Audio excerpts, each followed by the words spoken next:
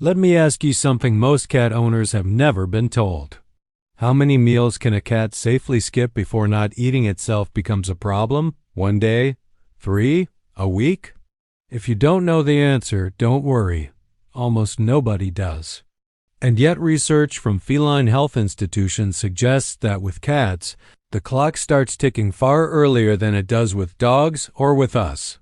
A cat can look perfectly fine, bright eyes, soft fur, normal routine, while their body is quietly starting to struggle with the simple fact that food isn't coming in.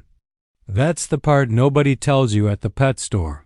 So if you're watching this because your cat has been turning away from their bowl, today, yesterday, maybe longer, you're in the right place and you're not overreacting.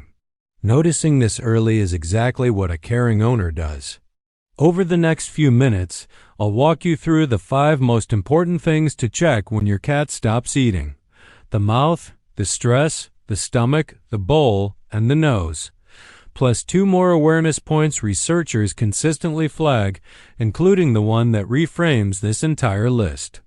7 points in total, and the last one is the reason timing matters with cats in a way it doesn't with any other animal in your home. I'm not a veterinarian, and I don't want to sound like one. I'm someone who has spent years reading feline health research and translating it into plain language for cat owners like you. And before we go any further, everything I share here is for general cat health awareness only. It's not veterinary advice, and it's not a substitute for taking your cat to your own vet. If anything in this video sounds like what your cat is experiencing, please take that as a reason to book an appointment, not a reason to diagnose at home. If this kind of research-backed cat health content is useful to you, subscribing takes 1 second and keeps these videos coming. All right, let's begin with the place most people never think to look first. Point number 1, the mouth. When a cat stops eating, one of the most common explanations veterinary researchers point to isn't in the stomach at all. It's in the mouth. Dental discomfort is remarkably widespread in cats.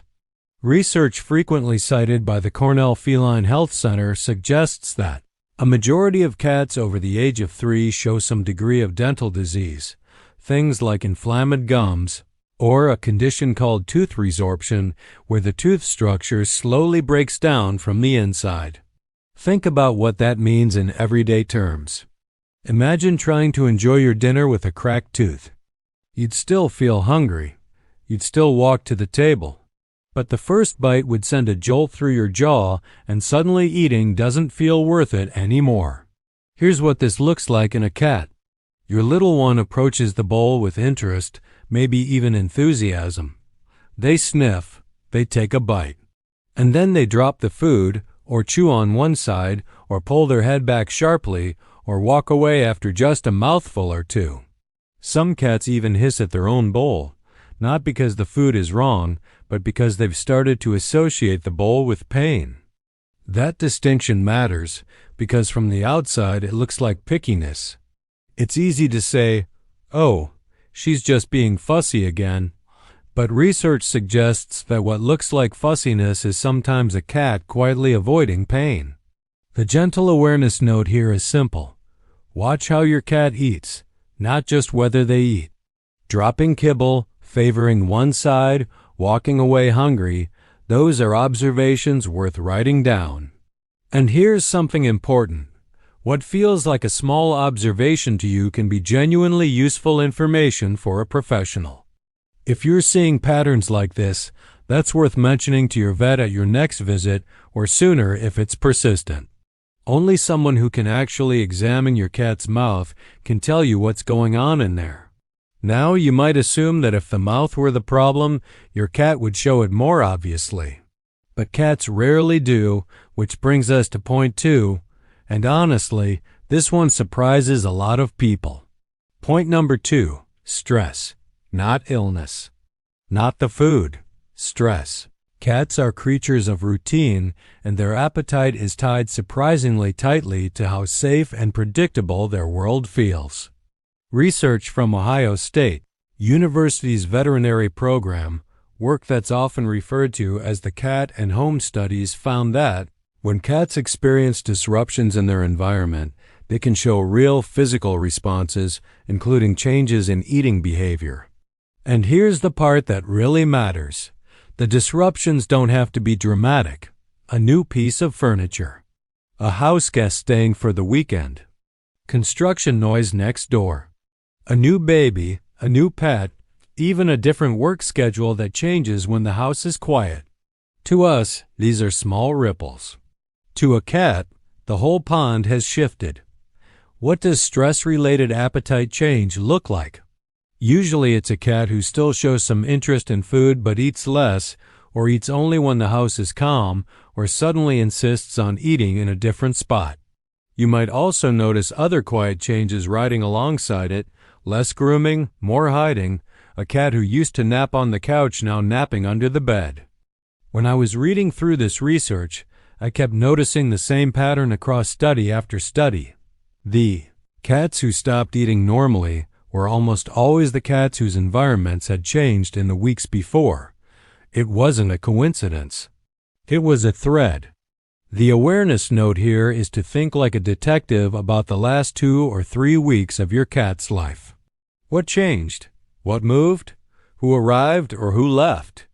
If you can spot a plausible stressor, that's a context worth sharing with your veterinarian, because a vet who knows the whole picture can help your cat far more effectively than one working from a symptom alone. And if you're thinking, well, nothing changed at my house, don't move on just yet.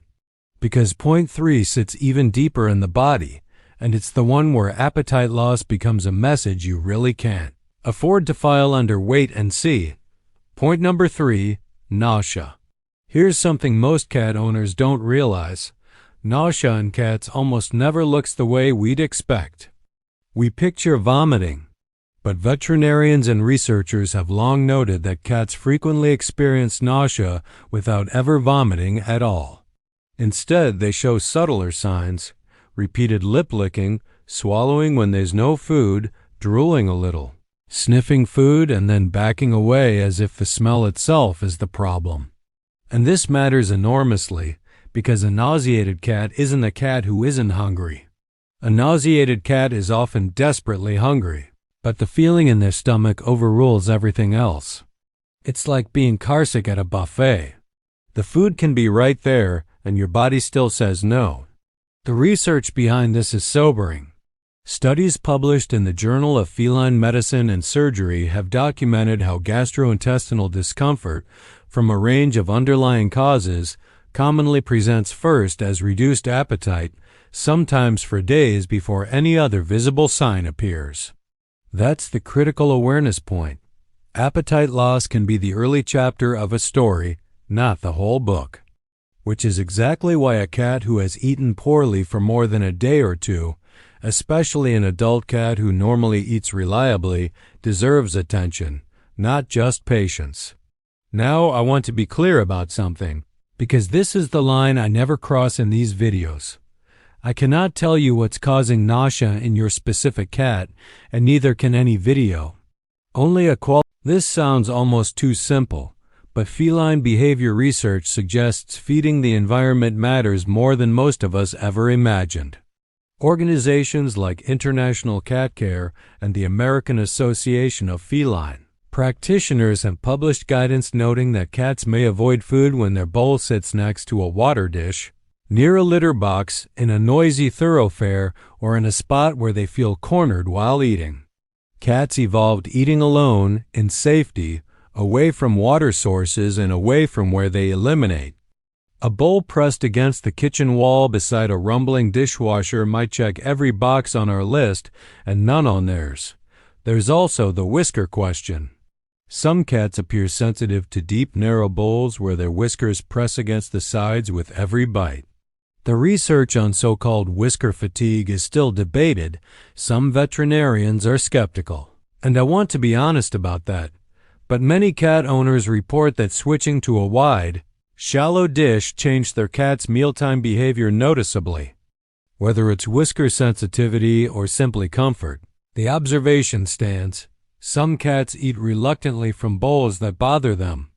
The awareness note here is almost pleasant, because it's the one thing on this list you can actually observe and adjust at home in awareness terms. Notice where the bowl is. Notice its shape. Notice whether your cat eats more willingly in a quieter corner or from a flatter plate. None of this replaces a vet visit if the appetite problem continues. Please hear me on that. But it does mean that sometimes part of the answer is environmental. And sometimes it's not, which is why this point is a starting place for observation, not a conclusion. Here's a sensory detail worth holding on to: the sound of a contented cat eating. That soft rhythmic crunching, the little pauses, the tail curled loosely. When that soundtrack goes quiet in your home, your job as an aware owner is to ask whether the silence is coming from the food, the place, or the cat. Which brings us to point 5, and it's one that sneaks up on families with older cats. Point number 5, the fading sense of smell. Cats experience food primarily through their noses, not their tongues. Where humans have around 5 or 6 million scent receptors, cats have tens of millions. Their appetite is essentially switched on by aroma, which is why a cat with a reduced sense of smell can look at a full bowl and genuinely not register it as food. This happens in 2 very common situations. The first is age. Just like people, senior cats often experience a gradual dulling of smell, and research on aging cats, including work discussed by the Cornell Feline Health Center on caring for older cats, notes that reduced appetite in seniors sometimes traces back to food simply not smelling like much anymore. The second is congestion. Even a mild upper respiratory issue can plug up a cat's nose enough to mute the aroma of dinner, and a cat who can't smell their food often won't eat it, no matter how hungry they are. What does this look like in daily life? A senior cat who used to sprint for the bowl now wanders over, sniffs, and drifts off. Or a cat with slightly watery eyes and the occasional sneeze who suddenly seems indifferent to meals. These are quiet pictures, nothing dramatic, nothing that screams for attention. But if you have an older cat and their appetite has slowly faded over weeks, not stopped, just faded, that pattern is worth far more attention than most owners give it. Age itself is not a diagnosis, and he's just getting old is one of the most common phrases veterinarians report hearing right before discovering something that deserved a look months earlier. If your senior cat's appetite has changed, in either direction actually, that's exactly the kind of thing to bring up with your vet, even at a routine visit. And now, before we reach the point that reframes everything, there's one more everyday factor worth knowing. Point 6. Food boredom and food aversion. Yes, can get tired of the same food. Many owners report their cat suddenly refusing a food they've eaten for years. But there's a sharper edge here that research highlights. Cats form strong associations between food and how they felt when they ate it. If a cat happened to feel unwell, for any reason, around the time they ate a particular food, they may develop what's called a learned food aversion and refuse that food afterward, even long after they feel better. Studies on feline feeding behavior have documented how powerful and persistent these associations can be. It's one reason veterinarians sometimes see cats who reject a food not because of the food, but because of a memory. The awareness note. If your cat suddenly refuses one specific food but shows interest in others, note it. If they refuse everything, that's a different and more serious picture. That distinction, selective refusal versus total refusal, is one of the most useful pieces of information you can carry into a vet appointment. Which brings us to point 7, the one I asked you to wait for. And it reframes everything we've discussed because it isn't a reason cats stop eating. It's what research shows can happen because they stopped. Point number 7, the risk inside the not eating itself. Here's the awareness insight that changes how veterinarians think about a cat who won't eat. When a cat goes without adequate food, sometimes for as little as a couple of days, their body begins breaking down fat for energy. And a cat's liver is not built to handle that flood of fat. The fat can accumulate in the liver faster than the liver can process it, leading to a serious condition called hepatic lipidosis, in plain language, fatty liver disease. The Cornell Feline Health Center describes it as one of the most common liver conditions in cats. And what makes it so important for awareness is this: it can be triggered by not eating itself, whatever the original cause was. A stressed cat skips meals for a few days. A nauseated cat picks at food for a week. An overweight cat, and research suggests heavier cats may be at higher risk, suddenly goes off their food entirely. The original problem might even be small, but not eating can become a second, larger problem stacked on top of the first. This is why veterinarians take appetite loss in cats more seriously and more quickly than appetite loss in dogs or in people. It's why I'll give it another week is a riskier strategy with cats than most owners realize. In many cases, a cat who skips a single meal is fine. But a cat eating significantly less than normal for more than a day or two, especially a cat carrying extra weight, is a cat whose situation deserves professional eyes sooner rather than later. In most cases, it will be something manageable. But the timing matters in a way that's unique to cats. And almost no one tells owners this until they're already in the exam room hearing it. So let's pull the threads together. When your cat stops eating, the 5 most important things to check are these: the mouth, because dental discomfort hides behind what looks like fussiness; the environment, because stress quietly switches off appetite; the stomach, because nausea often whispers through lip licking and food avoidance long before it shouts; the bowl,